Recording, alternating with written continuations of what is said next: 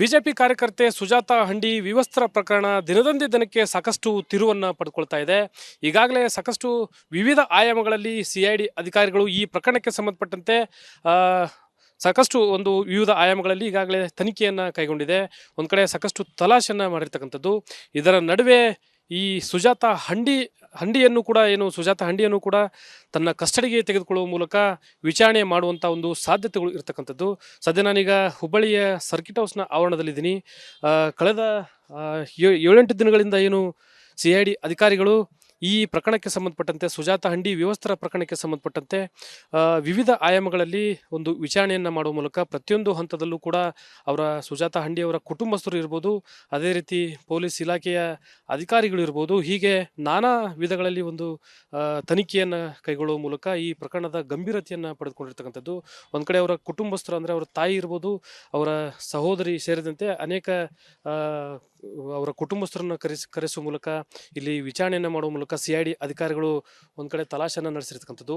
ಇದರ ನಡುವೆ ಸುಜಾತಾ ಹಂಡಿ ಈಗಾಗಲೇ ಜಾಮೀನಿಗಾಗಿ ಅರ್ಜಿಯನ್ನು ಹುಬ್ಬಳ್ಳಿಯ ಸೆಷನ್ ಕೋರ್ಟ್ನಲ್ಲಿ ಅರ್ಜಿಯನ್ನು ಸಲ್ಲಿಸಿರ್ತಕ್ಕಂಥ ಹಿನ್ನೆಲೆಯಲ್ಲಿ ಸರ್ಕಾರದ ಪರ ವಕೀಲರು ಕೂಡ ಈಗ ಸಿಐಡಿ ಪರವಾಗಿ ಅಂದರೆ ಸಿಐಡಿ ಕಸ್ಟಡಿಗೆ ತೆಗೆದುಕೊಳ್ಳುವಂಥ ನಿಟ್ಟಿನಲ್ಲಿ ಒಂದು ಅರ್ಜಿಯನ್ನು ಸಲ್ಲಿಸಿರ್ತಕ್ಕಂಥದ್ದು.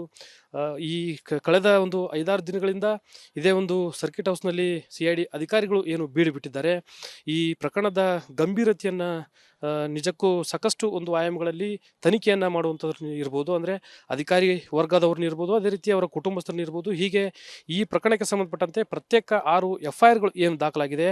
ಆ FIR ಸಂಬಂಧಪಟ್ಟಂತೆ ಸುವರ್ಣ ಕಲ್ಕುಂಟ್ಲ ಸೇರಿದಂತೆ ಅವರ ಸಹಚರರು ಅವರ ಮೇಲೆ FIR ದಾಖಲಾಗಿದೆ. ಜೊತೆಗೆ ಸುಜಾತಾ ಹಂಡಿ ಸೇರಿದಂತೆ ಅವರ ಮೇಲೆ ಪ್ರಕರಣ ದಾಖಲಾಗಿದೆ. ಈ ಸಾಕಷ್ಟು ಆಯಾಮಗಳಲ್ಲಿ 6 FIRಗಳು ದಾಖಲಾಗಿದೆ. ಈ ಹಿನ್ನೆಲೆಯಲ್ಲಿ ಈಗಾಗಲೇ 90% ಸಿಐಡಿ ಅಧಿಕಾರಿಗಳು ಈ ಎಲ್ಲ ತನಿಖೆಯನ್ನು ನಡೆಸಿದ್ದಾರೆ, ಸಾಕಷ್ಟು ವಿಚಾರಣೆಯನ್ನು ನಡೆಸಿದ್ದಾರೆ. ಈ ಹಿನ್ನೆಲೆಯಲ್ಲಿ ಇದರ ನಡುವೆ ಸುಜಾತಾ ಹಂಡಿ ಅವರನ್ನು ಕೂಡ ಕಸ್ಟಡಿಗೆ ತೆಗೆದುಕೊಳ್ಳುವ ಮೂಲಕ ಈ ಪ್ರಕರಣಕ್ಕೆ ತಾರ್ಕಿಕ ಅಂತ್ಯವನ್ನು ಹಾಡುವಂಥ ಸಾಧ್ಯತೆ ಇರುವಂಥದ್ದು. ತದನಂತರ ಸುಜಾತಾ ಹಂಡಿ ಅವರ ವಿಚಾರಣೆ ನಂತರ ಸರ್ಕಾರಕ್ಕೆ ಸಮಗ್ರವಾದಂಥ ವರದಿಯನ್ನು ಸಲ್ಲಿಸುವಂಥ ಸಾಧ್ಯತೆಗಳು ಕೂಡ ಸಿಐಡಿ ಅಧಿಕಾರಿಗಳಿಂದ ಆಗ್ತಾ ಇರುವಂಥದ್ದು. ಒಟ್ಟಿನಲ್ಲಿ ಈ ಪ್ರಕರಣಕ್ಕೆ ಸಂಬಂಧಪಟ್ಟಂತೆ ಸಮಗ್ರವಾದಂಥ ತನಿಖೆಯನ್ನು ಮಾಡುವ ಮೂಲಕ ಸಿಐಡಿ ಅಧಿಕಾರಿಗಳು ಸಾಕಷ್ಟು ಆಯಾಮಗಳಲ್ಲಿ ವಿಚಾರಣೆಯನ್ನು ಮಾಡೋದ್ರ ಜೊತೆಗೆ ಸುಜಾತಾ ಹಂಡಿಯನ್ನು ಕೂಡ ಕಸ್ಟಡಿಗೆ ತೆಗೆದುಕೊಂಡು ವಿಚಾರಣೆ ಮಾಡುವಂಥ ಸಾಧ್ಯತೆ ಇರುವಂಥದ್ದು. ಕ್ಯಾಮರಾ ಪರ್ಸನ್ ವಿನಾಯಕ್ ಪೂಜಾರ್ ಜೊತೆ ಪ್ರಕಾಶ್ ಹಿರೇಮಠ, ರಿಪಬ್ಲಿಕ್ ಕನ್ನಡ, ಹುಬ್ಬಳ್ಳಿ. ಬಿಜೆಪಿ ಕಾರ್ಯಕರ್ತೆ ಸುಜಾತಾ ಹಂಡಿ ವಿವಸ್ತ್ರ ಪ್ರಕರಣ ದಿನದಂದೇ ದಿನಕ್ಕೆ ಸಾಕಷ್ಟು ತಿರುವನ್ನು ಪಡ್ಕೊಳ್ತಾ ಇದೆ. ಈಗಾಗಲೇ ಸಾಕಷ್ಟು ವಿವಿಧ ಆಯಾಮಗಳಲ್ಲಿ ಸಿಐಡಿ ಅಧಿಕಾರಿಗಳು ಈ ಪ್ರಕರಣಕ್ಕೆ ಸಂಬಂಧಪಟ್ಟಂತೆ ಸಾಕಷ್ಟು ವಿವಿಧ ಆಯಾಮಗಳಲ್ಲಿ ಈಗಾಗಲೇ ತನಿಖೆಯನ್ನು ಕೈಗೊಂಡಿದೆ. ಒಂದು ಕಡೆ ಸಾಕಷ್ಟು ತಲಾಶೆಯನ್ನು ಮಾಡಿರ್ತಕ್ಕಂಥದ್ದು. ಇದರ ನಡುವೆ ಈ ಸುಜಾತಾ ಹಂಡಿಯನ್ನು ಕೂಡ ತನ್ನ ಕಸ್ಟಡಿಗೆ ತೆಗೆದುಕೊಳ್ಳುವ ಮೂಲಕ ವಿಚಾರಣೆ ಮಾಡುವಂಥ ಸಾಧ್ಯತೆಗಳು ಇರತಕ್ಕಂಥದ್ದು. ಸದ್ಯ ನಾನೀಗ ಹುಬ್ಬಳ್ಳಿಯ ಸರ್ಕಿಟ್ ಹೌಸ್ನ ಆವರಣದಲ್ಲಿದ್ದೀನಿ. ಕಳೆದ 7-8 ದಿನಗಳಿಂದ ಸಿಐಡಿ ಅಧಿಕಾರಿಗಳು ಈ ಪ್ರಕರಣಕ್ಕೆ ಸಂಬಂಧಪಟ್ಟಂತೆ ಸುಜಾತಾ ಹಂಡಿ ವಿವಸ್ತ್ರ ಪ್ರಕರಣಕ್ಕೆ ಸಂಬಂಧಪಟ್ಟಂತೆ ವಿವಿಧ ಆಯಾಮಗಳಲ್ಲಿ ವಿಚಾರಣೆಯನ್ನು ಮಾಡುವ ಮೂಲಕ ಪ್ರತಿಯೊಂದು ಹಂತದಲ್ಲೂ ಕೂಡ ಸುಜಾತಾ ಹಂಡಿ ಅವರ ಕುಟುಂಬಸ್ಥರು ಇರ್ಬೋದು, ಅದೇ ರೀತಿ ಪೊಲೀಸ್ ಇಲಾಖೆಯ ಅಧಿಕಾರಿಗಳು ಇರ್ಬೋದು, ಹೀಗೆ ನಾನಾ ವಿಧಗಳಲ್ಲಿ ತನಿಖೆಯನ್ನು ಕೈಗೊಳ್ಳುವ ಮೂಲಕ ಈ ಪ್ರಕರಣದ ಗಂಭೀರತೆಯನ್ನು ಪಡೆದುಕೊಂಡಿರ್ತಕ್ಕಂಥದ್ದು. ಒಂದು ಕಡೆ ಅವರ ಕುಟುಂಬಸ್ಥರು ಅಂದರೆ ಅವರ ತಾಯಿ ಇರ್ಬೋದು, ಅವರ ಸಹೋದರಿ ಸೇರಿದಂತೆ ಅನೇಕ ಅವರ ಕುಟುಂಬಸ್ಥರನ್ನು ಕರೆಸುವ ಮೂಲಕ ಇಲ್ಲಿ ವಿಚಾರಣೆಯನ್ನು ಮಾಡುವ ಮೂಲಕ ಸಿಐಡಿ ಅಧಿಕಾರಿಗಳು ಒಂದು ಕಡೆ ತಲಾಶೆಯನ್ನು ನಡೆಸಿರ್ತಕ್ಕಂಥದ್ದು. ಇದರ ನಡುವೆ ಸುಜಾತಾ ಹಂಡಿ ಈಗಾಗಲೇ ಜಾಮೀನಿಗಾಗಿ ಅರ್ಜಿಯನ್ನು ಹುಬ್ಬಳ್ಳಿಯ ಸೆಷನ್ ಕೋರ್ಟ್ನಲ್ಲಿ ಅರ್ಜಿಯನ್ನು ಸಲ್ಲಿಸಿರ್ತಕ್ಕಂಥ ಹಿನ್ನೆಲೆಯಲ್ಲಿ ಸರ್ಕಾರದ ಪರ ವಕೀಲರು ಕೂಡ ಈಗ ಸಿಐಡಿ ಪರವಾಗಿ ಅಂದರೆ ಸಿಐಡಿ ಕಸ್ಟಡಿಗೆ ತೆಗೆದುಕೊಳ್ಳುವಂಥ ನಿಟ್ಟಿನಲ್ಲಿ ಅರ್ಜಿಯನ್ನು ಸಲ್ಲಿಸಿರ್ತಕ್ಕಂಥದ್ದು. ಈ ಕಳೆದ 5-6 ದಿನಗಳಿಂದ ಇದೇ ಸರ್ಕಿಟ್ ಹೌಸ್ನಲ್ಲಿ ಸಿಐಡಿ ಅಧಿಕಾರಿಗಳು ಬೀಡು ಬಿಟ್ಟಿದ್ದಾರೆ. ಈ ಪ್ರಕರಣದ ಗಂಭೀರತೆಯನ್ನು ನಿಜಕ್ಕೂ ಸಾಕಷ್ಟು ಆಯಾಮಗಳಲ್ಲಿ ತನಿಖೆಯನ್ನು ಮಾಡುವಂಥವ್ರು ಇರ್ಬೋದು, ಅಂದರೆ ಅಧಿಕಾರಿ ವರ್ಗದವ್ರನ್ನ ಇರ್ಬೋದು, ಅದೇ ರೀತಿ ಅವರ ಕುಟುಂಬಸ್ಥರನ್ನ ಇರ್ಬೋದು. ಹೀಗೆ ಈ ಪ್ರಕರಣಕ್ಕೆ ಸಂಬಂಧಪಟ್ಟಂತೆ ಪ್ರತ್ಯೇಕ 6 FIRಗಳು ದಾಖಲಾಗಿದೆ. ಆ FIR ಸಂಬಂಧಪಟ್ಟಂತೆ ಸುವರ್ಣ ಕಲ್ಕುಂಟ್ಲ ಸುವರ್ಣ ಕಲ್ಕುಂಟ್ಲ ಸೇರಿದಂತೆ ಅವರ ಸಹಚರರು ಅವರ ಮೇಲೆ ಏನು FIR ದಾಖಲಾಗಿದೆ, ಜೊತೆಗೆ ಸುಜಾತ ಹಂಡಿ ಸೇರಿದಂತೆ ಅವರ ಮೇಲೆ ಏನು ಪ್ರಕರಣ ದಾಖಲಾಗಿದೆ. ಈ ಸಾಕಷ್ಟು ಆಯಾಮಗಳಲ್ಲಿ 6 FIRಗಳು ಏನು ದಾಖಲಾಗಿದೆ. ಈ ಹಿನ್ನೆಲೆಯಲ್ಲಿ ಈಗಾಗಲೇ ಪ್ರತಿಶತ 90ರಷ್ಟು CID ಅಧಿಕಾರಿಗಳು ಈ ಎಲ್ಲ ತನಿಖೆಯನ್ನು ನಡೆಸಿದ್ದಾರೆ, ಸಾಕಷ್ಟು ವಿಚಾರಣೆಯನ್ನು ನಡೆಸಿದ್ದಾರೆ.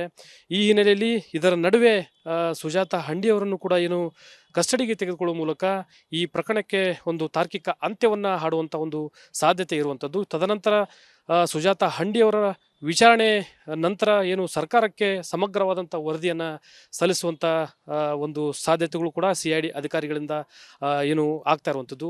ಒಟ್ಟಿನಲ್ಲಿ ಈ ಪ್ರಕರಣಕ್ಕೆ ಸಂಬಂಧಪಟ್ಟಂತೆ ಸಮಗ್ರವಾದಂಥ ಒಂದು ತನಿಖೆಯನ್ನು ಮಾಡುವ ಮೂಲಕ CID ಅಧಿಕಾರಿಗಳು ಸಾಕಷ್ಟು ಒಂದು ಆಯಾಮಗಳಲ್ಲಿ ವಿಚಾರಣೆಯನ್ನು ಮಾಡೋದ್ರ ಜೊತೆಗೆ ಸುಜಾತ ಹಂಡಿಯನ್ನು ಕೂಡ ಕಸ್ಟಡಿಗೆ ತೆಗೆದುಕೊಂಡು ವಿಚಾರಣೆ ಮಾಡುವಂಥ ಒಂದು ಸಾಧ್ಯತೆ ಇರುವಂಥದ್ದು. ಕ್ಯಾಮರಾ ಪರ್ಸನ್ ವಿನಾಯಕ್ ಪೂಜಾರ್ ಜೊತೆ ಪ್ರಕಾಶ್ ಹಿರೇಮಠ, ರಿಪಬ್ಲಿಕ್ ಕನ್ನಡ, ಹುಬ್ಬಳ್ಳಿ. ಬಿಜೆಪಿ ಕಾರ್ಯಕರ್ತೆ ಸುಜಾತ ಹಂಡಿ ವಿವಸ್ತ್ರ ಪ್ರಕರಣ ದಿನದಂದೇ ದಿನಕ್ಕೆ ಸಾಕಷ್ಟು ತಿರುವನ್ನು ಪಡ್ಕೊಳ್ತಾ ಇದೆ. ಈಗಾಗಲೇ ಸಾಕಷ್ಟು ವಿವಿಧ ಆಯಾಮಗಳಲ್ಲಿ CID ಅಧಿಕಾರಿಗಳು ಈ ಪ್ರಕರಣಕ್ಕೆ ಸಂಬಂಧಪಟ್ಟಂತೆ ಸಾಕಷ್ಟು ಒಂದು ವಿವಿಧ ಆಯಾಮಗಳಲ್ಲಿ ಈಗಾಗಲೇ ತನಿಖೆಯನ್ನು ಕೈಗೊಂಡಿದೆ. ಒಂದು ಕಡೆ ಸಾಕಷ್ಟು ತಲಾಶೆಯನ್ನು ಮಾಡಿರ್ತಕ್ಕಂಥದ್ದು. ಇದರ ನಡುವೆ ಈ ಸುಜಾತ ಹಂಡಿಯನ್ನು ಕೂಡ ತನ್ನ ಕಸ್ಟಡಿಗೆ ತೆಗೆದುಕೊಳ್ಳುವ ಮೂಲಕ ವಿಚಾರಣೆ ಮಾಡುವಂಥ ಒಂದು ಸಾಧ್ಯತೆಗಳು ಇರತಕ್ಕಂಥದ್ದು. ಸದ್ಯ ನಾನೀಗ ಹುಬ್ಬಳ್ಳಿಯ ಸರ್ಕಿಟ್ ಹೌಸ್ನ ಆವರಣದಲ್ಲಿದ್ದೀನಿ. ಕಳೆದ 7-8 ದಿನಗಳಿಂದ ಏನು CID ಅಧಿಕಾರಿಗಳು ಈ ಪ್ರಕರಣಕ್ಕೆ ಸಂಬಂಧಪಟ್ಟಂತೆ ಸುಜಾತ ಹಂಡಿ ವಿವಸ್ತ್ರ ಪ್ರಕರಣಕ್ಕೆ ಸಂಬಂಧಪಟ್ಟಂತೆ ವಿವಿಧ ಆಯಾಮಗಳಲ್ಲಿ ಒಂದು ವಿಚಾರಣೆಯನ್ನು ಮಾಡುವ ಮೂಲಕ ಪ್ರತಿಯೊಂದು ಹಂತದಲ್ಲೂ ಕೂಡ ಸುಜಾತ ಹಂಡಿ ಅವರ ಕುಟುಂಬಸ್ಥರು ಇರ್ಬೋದು, ಅದೇ ರೀತಿ ಪೊಲೀಸ್ ಇಲಾಖೆಯ ಅಧಿಕಾರಿಗಳು ಇರ್ಬೋದು, ಹೀಗೆ ನಾನಾ ವಿಧಗಳಲ್ಲಿ ಒಂದು ತನಿಖೆಯನ್ನು ಕೈಗೊಳ್ಳುವ ಮೂಲಕ ಈ ಪ್ರಕರಣದ ಗಂಭೀರತೆಯನ್ನು ಪಡೆದುಕೊಂಡಿರ್ತಕ್ಕಂಥದ್ದು. ಒಂದು ಕಡೆ ಅವರ ಕುಟುಂಬಸ್ಥರು ಅಂದರೆ ಅವರ ತಾಯಿ ಇರ್ಬೋದು, ಅವರ ಸಹೋದರಿ ಸೇರಿದಂತೆ ಅನೇಕ ಅವರ ಕುಟುಂಬಸ್ಥರನ್ನು ಕರೆಸುವ ಮೂಲಕ ಇಲ್ಲಿ ವಿಚಾರಣೆಯನ್ನು ಮಾಡುವ ಮೂಲಕ CID ಅಧಿಕಾರಿಗಳು ಒಂದು ಕಡೆ ತಲಾಶೆಯನ್ನು ನಡೆಸಿರ್ತಕ್ಕಂಥದ್ದು.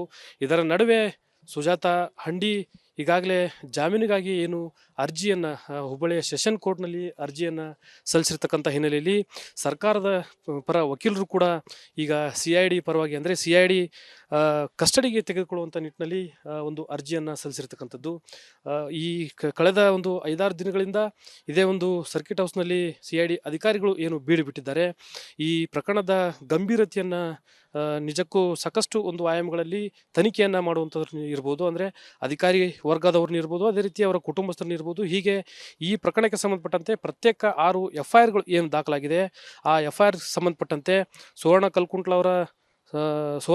ಕಲ್ಕುಂಟ್ಲ ಸೇರಿದಂತೆ ಅವರ ಸಹಚರರು ಅವರ ಮೇಲೆ ಏನು FIR ದಾಖಲಾಗಿದೆ, ಜೊತೆಗೆ ಸುಜಾತ ಹಂಡಿ ಸೇರಿದಂತೆ ಅವರ ಮೇಲೆ ಏನು ಪ್ರಕರಣ ದಾಖಲಾಗಿದೆ. ಈ ಸಾಕಷ್ಟು ಆಯಾಮಗಳಲ್ಲಿ 6 FIRಗಳು ಏನು ದಾಖಲಾಗಿದೆ. ಈ ಹಿನ್ನೆಲೆಯಲ್ಲಿ ಈಗಾಗಲೇ ಪ್ರತಿಶತ 90ರಷ್ಟು CID ಅಧಿಕಾರಿಗಳು ಈ ಎಲ್ಲ ತನಿಖೆಯನ್ನು ನಡೆಸಿದ್ದಾರೆ, ಸಾಕಷ್ಟು ವಿಚಾರಣೆಯನ್ನು ನಡೆಸಿದ್ದಾರೆ. ಈ ಹಿನ್ನೆಲೆಯಲ್ಲಿ ಇದರ ನಡುವೆ ಸುಜಾತ ಹಂಡಿ ಅವರನ್ನು ಕೂಡ ಏನು ಕಸ್ಟಡಿಗೆ ತೆಗೆದುಕೊಳ್ಳುವ ಮೂಲಕ ಈ ಪ್ರಕರಣಕ್ಕೆ ಒಂದು ತಾರ್ಕಿಕ ಅಂತ್ಯವನ್ನು ಹಾಡುವಂಥ ಒಂದು ಸಾಧ್ಯತೆ ಇರುವಂಥದ್ದು. ತದನಂತರ ಸುಜಾತ ಹಂಡಿಯವರ ವಿಚಾರಣೆ ನಂತರ ಏನು ಸರ್ಕಾರಕ್ಕೆ ಸಮಗ್ರವಾದಂಥ ವರದಿಯನ್ನು ಸಲ್ಲಿಸುವಂಥ ಒಂದು ಸಾಧ್ಯತೆಗಳು ಕೂಡ CID ಅಧಿಕಾರಿಗಳಿಂದ ಏನು ಆಗ್ತಾ ಇರುವಂಥದ್ದು. ಒಟ್ಟಿನಲ್ಲಿ ಈ ಪ್ರಕರಣಕ್ಕೆ ಸಂಬಂಧಪಟ್ಟಂತೆ ಸಮಗ್ರವಾದಂಥ ಒಂದು ತನಿಖೆಯನ್ನು ಮಾಡುವ ಮೂಲಕ CID ಅಧಿಕಾರಿಗಳು ಸಾಕಷ್ಟು ಒಂದು ಆಯಾಮಗಳಲ್ಲಿ ವಿಚಾರಣೆಯನ್ನು ಮಾಡೋದ್ರ ಜೊತೆಗೆ ಸುಜಾತ ಹಂಡಿಯನ್ನು ಕೂಡ ಕಸ್ಟಡಿಗೆ ತೆಗೆದುಕೊಂಡು ವಿಚಾರಣೆ ಮಾಡುವಂಥ ಒಂದು ಸಾಧ್ಯತೆ ಇರುವಂಥದ್ದು. ಕ್ಯಾಮರಾ ಪರ್ಸನ್ ವಿನಾಯಕ್ ಪೂಜಾರ್ ಜೊತೆ ಪ್ರಕಾಶ್ ಹಿರೇಮಠ, ರಿಪಬ್ಲಿಕ್ ಕನ್ನಡ, ಹುಬ್ಬಳ್ಳಿ.